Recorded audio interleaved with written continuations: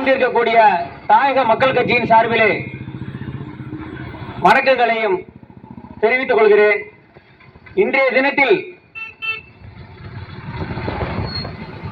SDP கட்சியினுடைய தேசிய தலைவர் தோழர் MK ஃபைஜி அவர்கள் கைது செய்யப்பட்டிருக்கிறார்கள்.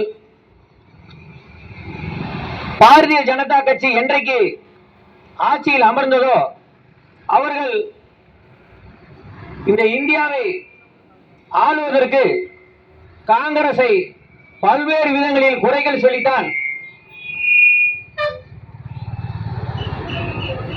பொருளாதார வளர்ச்சி இல்லை, மக்களிடத்திலே போதுமான பண வசதி இல்லை, வேலை வாய்ப்பு இல்லை, இந்துக்களுக்கு பாதுகாப்பு இல்லை என்று பல்வேறு வகைகளில் இந்த மக்களையும் இந்த மண்ணையும் நம்ப வைத்து ஆட்சியில் அமர்ந்து விட்டார்கள்.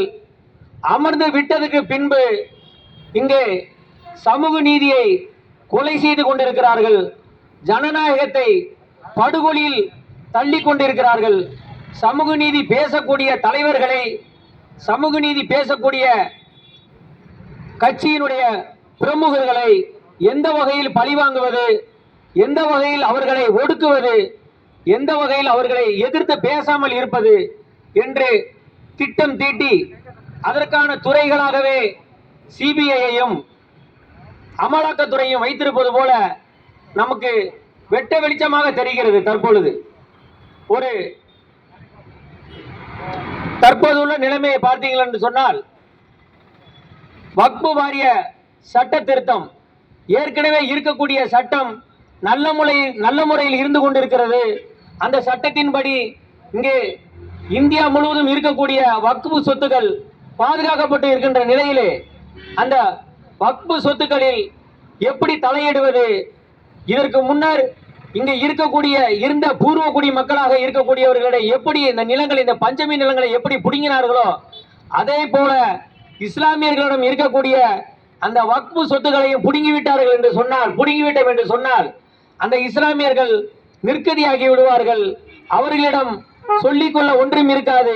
தனிப்பட்ட முறையில் தான் அவர்களுடைய சொத்துக்கள் இருக்கும். அனைத்தையும் நாம் பிடுங்கிவிடலாம் என்ற எண்ணத்தில் செயல்களை செய்து கொண்டு கடந்த 10 வருடமாக இதே நிலைதான் நீடித்துக் கொண்டிருக்கிறதை நான் சொல்லி அறிய வேண்டியதில்லை.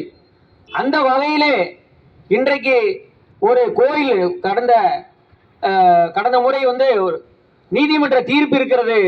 ஒரு இந்து சமய அறநிலையத்துறை இருக்குது என்று சொன்னால், இந்து சமய அறநிலையத்துறையிலே இந்து மதத்தை சேர்ந்தவர் தான் அந்த அறங்காவலராக இருக்க வேண்டும், அதிகாரியாக இருக்க வேண்டும், அனைத்து துறைகளிலும் அப்படித்தான் இருக்க வேண்டும் என்று நீதிமன்ற தீர்ப்பு இருக்கின்ற நிலையிலே வக்பு சொத்துக்களை நிர்வகிப்பதற்கு, வக்பு சொத்துக்களை பாதுகாப்பதற்கு ஒரு இந்து மதத்தை சேர்ந்தவர், அதுவும் பார்ப்பன வகுப்பை சேர்ந்தவரை கொண்டு போய் உள்ளே நுழைக்க வேண்டிய கட்டாயம் என்ன வேண்டி இருக்கிறது இந்த பிஜேபி அரசுக்கு என்கின்ற கேள்வி நம்மிடம் எழுகிறது.